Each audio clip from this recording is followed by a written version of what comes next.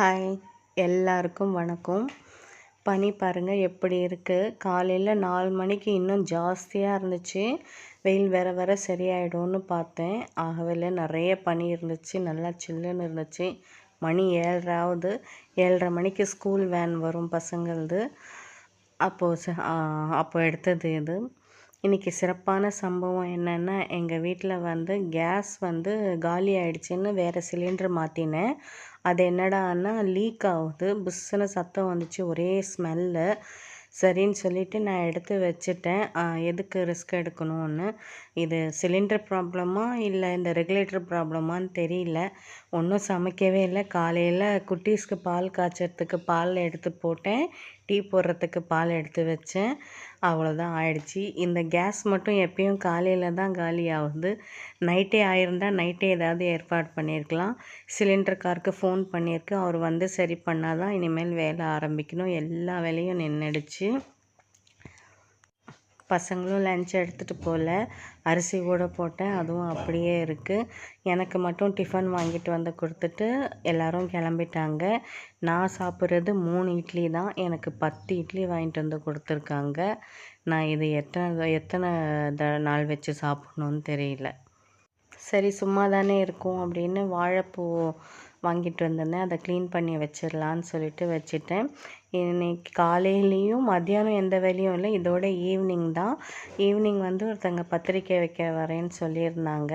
அவங்களுக்கோசரம் சரி டின்னர் நம்ம வீட்டில் முடிச்சுக்குங்க அப்படின்னு சொல்லிட்டோம். டின்னர் முடித்து அவங்க இங்கேயே தங்கிட்டாங்க. அவங்கள இந்த வீட்டில் வச்சுக்கிற நான் பட்ட பாடு எனக்கு தான் தெரியும். நாயின்னா அவங்களுக்கு பயம். இந்த குட்டீஸையும் வச்சுக்கிட்டு அவங்களையும் வச்சுக்கிட்டு பாவம் அவங்க நைட்டெல்லாம் தூங்க ரொம்ப கஷ்டப்பட்டாங்க. Bus stand Kelambakkam bus stand போய் தான் அவங்க ஊருக்கு போகணுன்றதுனால நான் சமைச்சு முடிக்கிறதுக்கே மணி 11 ஆயிடுச்சு. அதுக்கப்புறம் அவங்க சாப்பிட்டு ரெஸ்ட் எடுத்து அதுக்கு மேலே கிளம்ப முடியாது. அதனால அவங்கள ஸ்டே பண்ண வச்சுட்டோம். அவங்க 6 மணிக்கு சொன்னாங்க வரேன்னு சொல்லி. சரி, வரவங்கள நம்ம எப்படி வெறுமனே அனுப்ப முடியும்னு நான் தான் அவங்கள சாப்பிட்டு போங்கன்னு சொன்னேன். நான் கறிக்கடையில் போய் நிற்கும்போது மணி 7:30. கறிக்கடையில் போய் நின்று காய்கறி வாங்கிட்டு வந்து எல்லாத்தையும், நல்ல வேளை அவங்க காலையில் வரல. காலையில் வந்திருந்தால் சிலிண்டர் இல்லாததுக்கு நான் சமைச்சிருக்கவே முடியாது. எல்லாத்தையும் வாங்கிட்டு வந்து எல்லாம் ரெடி பண்ணி நான் சமைக்கிறதுக்கு தான் லேட் ஆகிடுச்சு. சொந்தக்காரங்களை நானே ஒரு வீடியோவில் சொல்லியிருப்பேன். சொந்தக்காரங்களை நம்பக்கூடாது, சொந்தக்காரங்க முதுகில் குத்திடுவாங்க, இப்படிலாம் ஏன் சொல்கிறீங்க அப்படின்னு நானே ஒரு வீடியோவில் சொல்லியிருப்பேன். ஆனால் தனக்கு வந்தால் தான் தெரியும் அப்படின்னு சொல்லுவாங்க இல்லையா. தனக்குன்னா இப்போ நமக்கு வந்தால் தக்காளி சட்னி, அவங்களுக்கு வந்தால் ரத்தம், அந்த மாதிரி கதையாக. இப்போ எனக்கு தான் வலிக்குது.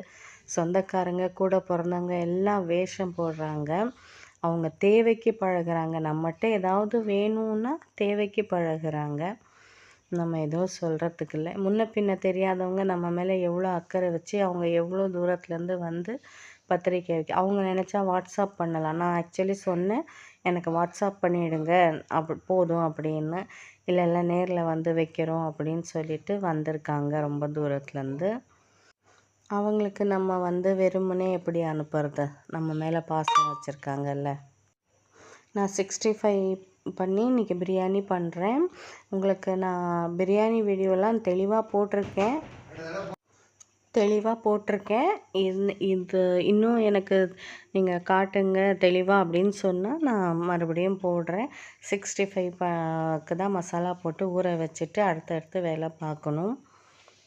காய்கறி விலைலாம் எனக்கு என்னமோ இன்றைக்கி கம்மியாக இருந்த மாதிரி இருந்தது. இல்லை லேட் ஆனதுனால அப்படி தராங்களான்னு தெரியல. இந்த புதினா கட்டு பாருங்கள், என் கை 2 கை சேர்த்து பிடிக்கிற அளவுக்கு இருந்துச்சு.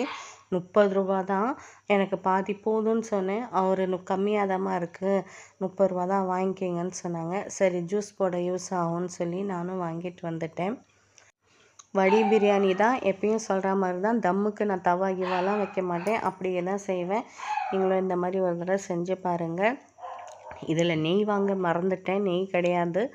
சரி, நெய் போட்டால் கொஞ்சம் நல்லா இருக்கும்னு பார்த்தேன். ஸ்நாக்ஸ்லாம் வாங்கிட்டு வந்தேன். பிரியாணிக்கு உருளைக்கிழங்கு சிப்ஸு, காராசேவ் இதெல்லாம் வாங்கிட்டு வந்தேன். இந்த நேரம் பார்த்து வீட்டில் யாரும் இல்லை, எல்லாம் லேட்டாக தான் வந்துச்சுங்க. அப்புறம் பாப்பா 9 மணிக்கு வந்தோடனே அவ்வளோதான், கொஞ்சம் வீடெல்லாம் பெருக்குமா, சரி பண்ணு, சோஃபாலாம் எடுத்து போடு, எந்த எந்த பில்லவும் சோஃபாவில் இருக்கிறதில்ல, எல்லாம் கீழே தான் இருக்குது, அதெல்லாம் எடுத்து போட்டு சரி பண்ணுன்னு சொன்னேன். பாப்பா பண்ணினான். கிளினிக் போகிற வேலை இருந்துச்சு பாப்பாவை கூட்டிகிட்டு, அதுவும் இன்றைக்கி போகல. சரி அடுத்த நாள் போய்க்கலான்னு சொல்லிவிட்டு, எண்ணெய் போடும்போதே எண்ணெயில் கொஞ்சம் புதினா கொத்தமல்லி போட்டுக்குங்க. அந்த வாசனை வந்து கடைசி சாப்பாடு வரைக்கும் நல்லாயிருக்கும். அதே மாதிரி வெங்காயத்தை போடும்போது நல்லா இப்படி உடச்சி போடுங்க. நல்லா தூள் தூளாகும், சீக்கிரமாக வெந்துடும் உங்களுக்கு. நம்ம பிசைஞ்சே வச்சோம் தட்டில் கட் பண்ணும்போதே நம்ம உடச்சி வச்சா அது ஒரு மாதிரி தண்ணி விட்ட மாதிரி இருக்கும், நல்லா இருக்காது. நீங்கள் செய்யும்போது உடச்சா மாதிரி போட்டுக்கோங்க. எனக்கு இரும்பல் வந்துக்கிட்டே இருக்குது, நான் சரியாக பேச முடியல, சாரி. இந்த அம்மாக்களுக்கு எல்லா பிள்ளைங்களும் ஒன்று தானேங்க, எனக்கு தெரியல, எனக்கு கமெண்டில் சொல்லுங்கள். இல்லை பையன் மேலே ஒரு பாசம், பொண்ணு மேலே ஒரு பாசம், பெரிய பொண்ணு மேலே ஒரு பாசம், சின்ன பொண்ணு மேலே ஒரு பாசம், பணக்கார பொண்ணு மேலே ஒரு பாசம், ஏழை பொண்ணு மேலே ஒரு பாசம், அந்த மாதிரி இருக்குமா அப்படின்னு எனக்கு தெரியல, சொல்லுங்கள். எங்கள் வீட்டில் மட்டும் எங்கள் அம்மாவுக்கு வந்து பெரிய பொண்ணும் பையனும் தான் ரொம்ப பிடிக்கும், என்னை பிடிக்காது, ஏன்னு தெரியாது. ஒரு வேளை நான் இந்த மாதிரி கல்யாணம் பண்ணிக்கிட்டதுனால என்னை பிடிக்கலையோ, இல்லை என்னை குழந்தையிலேருந்தே என்னை பிடிக்காதோன்னு எனக்கு தெரியல. நான் என் பிள்ளைங்களெல்லாம் 2 கண்ணாக தாங்க பார்ப்பேன். நான் 10 ரூபா பெரியவளுக்கு செலவு பண்ணுறேன்னா 10 ரூபா சின்னவளுக்கு செலவு பண்ணுவேன். 10 ரூபா அவளுக்கு எடுத்து வைக்கிறேன்னா அதே மாதிரி நான் 10 ரூபா சின்னவனுக்கு எடுத்து வைப்பேன். 2 பேரையும் ஒரே மாதிரி தான் பார்ப்பேன். இவனை ஒரு கண்ணில் அவனை ஒரு கண்ணில் பார்க்க மாட்டேன். ஆனால் எங்கள் வீட்டில் மட்டும் டிஃப்ரெண்ட்டாக இருக்கிறாங்க. எப்பயும் இப்போ சொல்கிற மாதிரி தான், வெங்காயத்துக்கு மட்டும்தான் டைம் எடுத்துக்கும், மற்றபடி எல்லாத்தையும் ஒன்றா போட்டு நல்லா வதக்குங்க. வதக்கிறது தான் முக்கியம். மற்றபடி முன்னால் இது போடணும், பின்னால் இது போடணும், லெமன் இப்போ போடணும், அது அப்போ போடணும்லாம் கிடையாது. தக்காளி போட்டோன்னே இஞ்சி பூண்டு பேஸ்ட்டு, தயிர், மிளகாத்தூள் எல்லாம் போட்டு நல்லா வதக்குங்க. அதுவே வந்து செம்ம டேஸ்ட்டாக இருக்கும் நல்லா வதக்குனாலே. நான் உங்களுக்கு டைம் காட்டுறேன் பாருங்கள், டைம் என்னான்னு. ஊரில் எல்லோரும் தூங்கிட்டாங்க, இருட்டாக இருக்குது.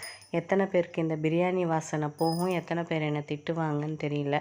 கொஞ்சம் பாதி பேர் எங்கள் வீட்டு லைனில் பிராமின்ஸ் இருக்காங்க, யார் யார் என்ன திட்டுவாங்க அப்படின்னு தெரியல. வெறும் மிளகாத்தூள், உப்பு போட்டுக்கோங்க, ஒரு ஸ்பூன் சர்க்கரை போட்டுக்கோங்க, எப்பயும் சொல்கிற மாதிரி தான்.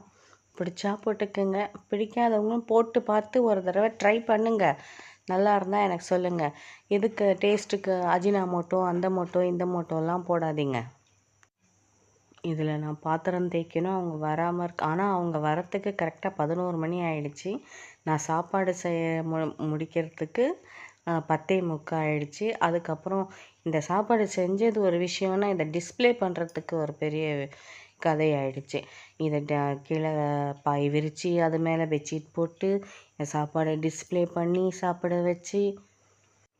நீங்கள் கேட்கலாம், எதுக்குமா இவ்வளோ கஷ்டப்படணும், கடையில் வாங்கி சாப்பிட்லாமேன்னு. என்னோடய பாசத்தை அப்படியே நான் பிரியாணி செஞ்சு காட்டுறேனா, அதனால் நானே செஞ்சிட்டேன். அவங்களுக்கு செஞ்சு போடுறேன்ற பேரில் நானும் என் பையனும் 2 நாள் வச்சு சாப்பிடுவோம், அதுக்கு தான். நல்லா திக்காக கிரேவியாக இருக்குது பாருங்கள். அதுக்கப்புறம் நீங்கள் சிக்கன் போடுங்க, அதுக்கப்புறம் லெமன் போட்டுங்க. லெமன் கூட நான் தக்காளி போடும்போதே போட்டுருவேன், ஒன்றும் இது இல்லை. நீங்கள் கடைசியாகவும் போட்டுக்கலாம். லெமன் பாருங்கள், பிழியும் போது வந்து நான் மேலே இருக்கிற விரல் மட்டும்தான் நீங்கள் பிழியறதுக்கு யூஸ் பண்ணணும். பேக் சைடு இருக்க விரல் போட்டிங்கன்னா கசப்பாக இருக்கும். இது வீடியோவில் சரியாக தெரியல, நீங்கள் கரெக்டாக பார்த்துக்குங்க, இல்லாட்டி நான் இன்னொரு வீடியோவில் உங்களுக்கு சொல்கிறேன்.